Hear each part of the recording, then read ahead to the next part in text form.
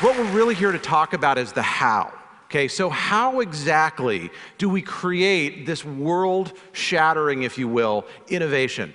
Now, I want to tell you a quick story. We'll go back a little more than a year. In fact, the date, I'm curious to know if any of you know what happened on this momentous date. It was February 3rd, 2008.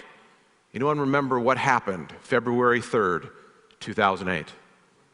Super Bowl. I heard it over here. It was the date of the Super Bowl. And the reason that this date was so momentous is that what my colleagues John King and Haley Fisher-Wright and I noticed as we began to debrief various Super Bowl parties is that it seemed to us that across the United States, if you will, tribal councils had convened. And they had discussed things of great national importance, like do we like the Budweiser commercial? And do we like the nachos and who's going to win? But they also talked about which candidate they were going to support. And if you go back in time to February 3rd, it looked like Hillary Clinton was going to get the Democratic nomination, and there were even some polls that were saying she was going to go all the way. But when we talked to people, it appeared that a funnel effect had happened in these tribes all across the United States. Now, what's a tribe? Tribe is a group of about 20, so kind of more than a team, 20 to about 150 people. And it's within these tribes that all of our work gets done. But not just work, it's within these tribes that societies get built, that important things happen. And so as we surveyed the, if you will, representatives from various tribal councils that met, also known as Super Bowl parties, we sent the following email off to 40 newspaper editors the following day, February 4th. We posted it on our website. This was before Super Tuesday. We said the tribes that we're in are saying it's going to be Obama. Now, the reason we knew that was because we spent the previous 10 years studying tribes, studying these naturally occurring groups. All of you are members of tribes. In walking around at the break, many of you had met members of your tribe, and you were talking to them. And many of you were doing what great, if you will, tribal leaders do, which is to find someone who's a member of a tribe and to find someone else who's another member of a different tribe and make introductions. That's, in fact, what great tribal leaders do. So here's the bottom line. If you focus in on a group like this happens to be a USC game, and you were to zoom in with one of those super satellite cameras and do magnification factors so that you could see individual people, you would in fact see not a single crowd, just like there's not a single crowd here, but you would see these tribes that are then coming together, and from a distance, it appears that it's a single group. And so people form tribes. They always have, they always will. Just as fish swim and birds fly, people form tribes. It's just what we do. But here's the rub. Not all tribes are the same. And what makes the difference is the culture. Now here's the net out of this. You're all a member of tribes. If you can find a way to take the tribes that you're in and nudge them forward along these tribal stages to what we call stage 5, which is the top of the mountain. But we're going to start with what we call stage 1. Now, this is the lowest of the stages. You don't want this, okay? This is a bit of a difficult image to put up on the screen, but it's one that I think we need to learn from. Stage 1 produces people who do horrible things. This is the kid who shot up Virginia Tech. Stage 1 is a group where people systematically sever relationships from functional tribes and then pool together with people who think like they do. Stage 1 is literally the culture of gangs, and it is the culture of prisons. Now again, we don't often deal with stage 1, and I want to make the point that as members of society, we need to. It's not enough to simply write people off. But let's move on to stage 2. Now, stage 1, you'll notice, says, in effect, life sucks. So in this other book that Z mentioned that just came out called The 3 Laws of Performance, my colleague Steve Zaffron and I argue that as people see the world, so they behave. Well, if people see the world in such a way that life sucks, then their behavior will follow automatically from that. It'll be despairing hostility. They'll do whatever it takes to survive, even if that means undermining other people. Now, my birthday is coming up shortly, and my driver's license expires. And the reason that that's relevant is very soon, I will be walking into what we call a stage 2 tribe, which looks like this. Now, am I saying that in every department of motor vehicles across the land you find a stage 2 culture? No. But in the one near me, where I have to go in just a few days, what I will say when I'm standing in line is, how can people be so dumb and yet live? Okay. Now, am I saying that there are dumb people working here? Actually, no, I'm not. But I'm saying the culture makes people dumb. Okay? So in a stage 2 culture, and we find these in all sorts of different places. You find them, in fact, in the best organizations in the world. You find them in all places in society. I've come across them at, the organizations that everybody raves about as being best in class. But here's the point. If you believe and you say to people in your tribe, in effect, my life sucks. I mean, if I got to go to TEDx USC, my life wouldn't suck, but I don't, so it does. If that's how you talked, imagine what kind of work would get done, what kind of innovation would get done, the amount of world-changing behavior that would happen. In fact, it would be basically nil. Now, when we go on to stage 3, this is the one that hits closest to home for many of us, because it's in stage 3 that many of us move and we park and we stay. Stage 3 says, I'm great. And you're not. I'm great, and you're not. Now imagine having a whole room of people saying, in effect, I'm great and you're not, or I'm going to find some way to compete with you and come out on top as a result of that. A whole group of people communicating that way, talking that way. I know this sounds like a joke, 3 doctors walk in a bar, but in this case, 3 doctors walk in an elevator, happen to be in the elevator collecting data for this book, and one doctor said to the others, did you see my article in the New England Journal of Medicine? And the other said, no, that's great, congratulations. Next one got kind of a wry smile on his face and said, well, you were, doing your research. Notice the condescending tone. Well, you were off doing your research. I was off doing more surgeries than anyone else in the Department of Surgery at this institution.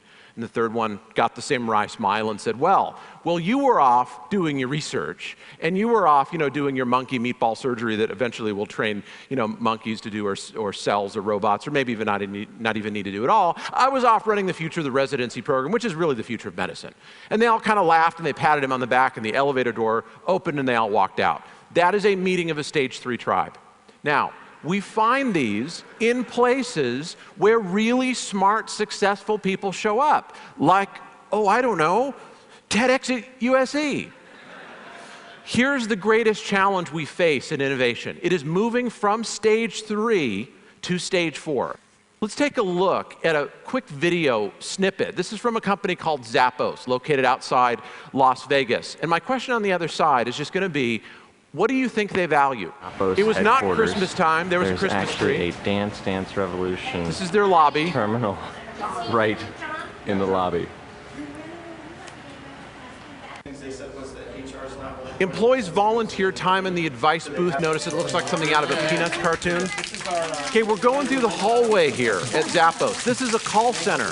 Notice how it's decorated. Notice people are applauding for us. They don't know who we are, and they don't care, and if they did, they probably wouldn't applaud. But you'll notice the level of excitement. Notice, again, how they decorate their office. Now, what's important to people at Zappos, these may not be the things that are important to you, but they value things like fun, and they value creativity. One of their stated values is be a little bit weird. And you'll notice they are a little bit weird, okay? So when individuals come together and find something that unites them that's greater than their individual competence, then something very important happens. The group gels, and it changes from a group of highly motivated but fairly individually centric people into something larger, into a tribe that becomes aware of its own existence. Stage 4 tribes can do remarkable things, but you'll notice we're not at the top of the mountain yet. There is, in fact, another stage. Now, some of you may not recognize the scene that's up here, and if you take a look at the headline of stage 5, which is Life is Great, this may seem a little incongruous. This is a scene or a snippet from the Truth and Reconciliation process in South Africa, for which Desmond Tutu won the Nobel Prize.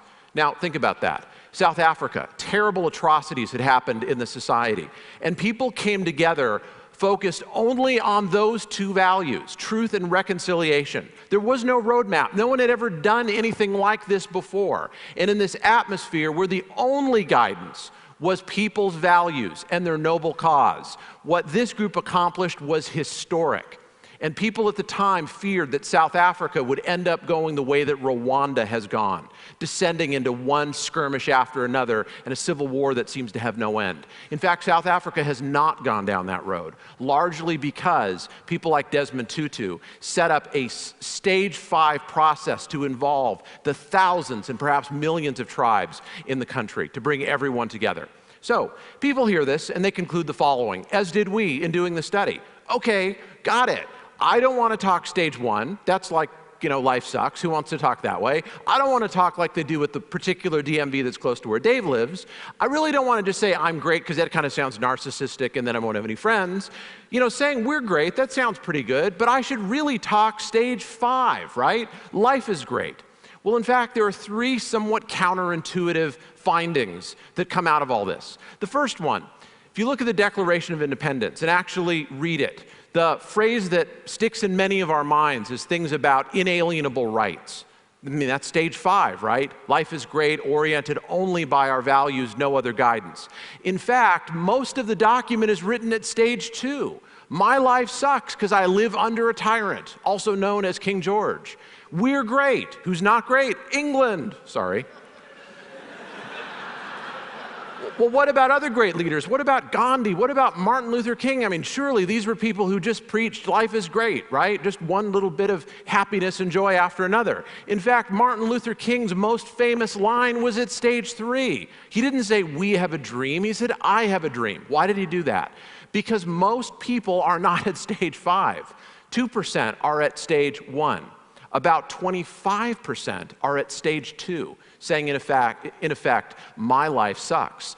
48% of working tribes say, these are employed tribes, say, I'm great, and you're not, and we have to duke it out every day, so we resort to politics. Only about 22% of tribes are at stage 4, oriented by our values, saying we're great, and our values are beginning to unite us. Only 2% of tribes get to stage 5, and those are the ones that change the world. So the first little finding from this is that leaders need to be able to talk all the levels so that you can touch every person in society. But you don't leave them where you found them, okay? Tribes can only hear one level above and below where they are. So we have to have the ability to talk all the levels to go to where they are. And then leaders nudge people within their tribes to the next level. I'd like to show you some examples of this. One of the people we interviewed was Frank Jordan, former mayor of San Francisco. Before that, he was chief of police in San Francisco. And he grew up essentially in stage 1. And you know what changed his life? It was walking into one of these, a boys and girls club.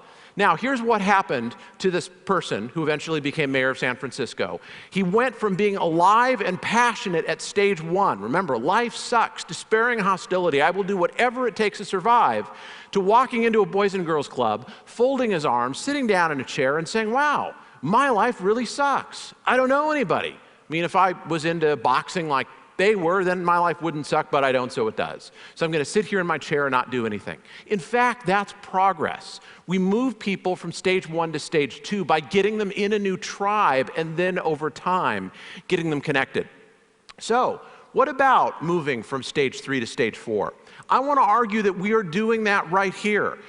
TED represents a set of values. And as we unite around these values, something really interesting begins to emerge. If you want this experience to live on as something historic, then at the reception tonight, I'd like to encourage you to do something beyond what people normally do and call networking, which is not just to meet new people and extend your reach and extend your influence, but instead find someone you don't know and find someone else you don't know and introduce them. That's called a triadic relationship. See, people who build world-changing tribes do that. They extend the reach of their tribes by connecting them, not just to myself so that my following is greater, but I connect people who don't know each other to something greater than themselves. And ultimately, that's to their values. But we're not done yet, because then how do we go from stage 4, which is great, to stage 5? The story that I like to end with is this. It comes out of a place called the Gallup organization. You know, they do polls, right? So at stage 4, we're great. Who's not great? Pretty much everybody else who does polls. Okay, if Gallup releases a poll on the same day that NBC releases a poll, people pay attention to the Gallup poll. Okay, we understand that. So they were bored. They wanted to change the world. So here was the question someone asked. How could we, instead of just polling, what Asia thinks or what the United States thinks or who thinks what about Obama versus McCain or something like that, what does the entire world think? And they found a way to do the first ever world poll. They had people involved who were Nobel laureates in economics, who reported being bored. And suddenly they pulled out sheets of paper and were trying to figure out, how do we survey the population of sub-Saharan Africa? How do we survey populations that don't have access to technology and speak languages we don't speak, and we don't know anyone who speaks those languages? Because in order to achieve on this great mission, we have to be able to do it. Incidentally, they did pull it off, and they released the first ever world poll. So I'd like to leave you with these thoughts. First of all, we all form tribes, all of us. You're in tribes here. Hopefully you're extending the reach of the tribes that you have. But the question on the table is this: what kind of an impact are the tribes that you are in making? You're hearing one presentation after another, often representing a group of people, a tribe, about how they have changed the world.